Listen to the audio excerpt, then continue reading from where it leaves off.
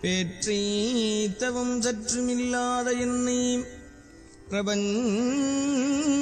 என்னும் சேற்றை கழிய வழிவிட்டவா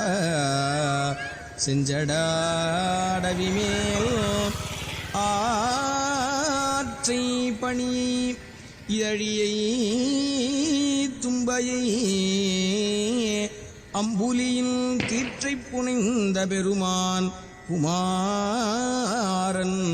கிருபாகரனே.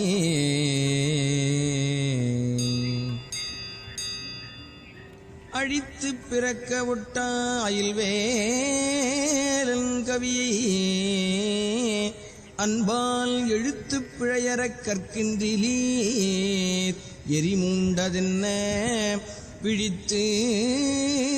புகையழ பொங்கு வெங்கூற்றன் விடும் கயிற்றா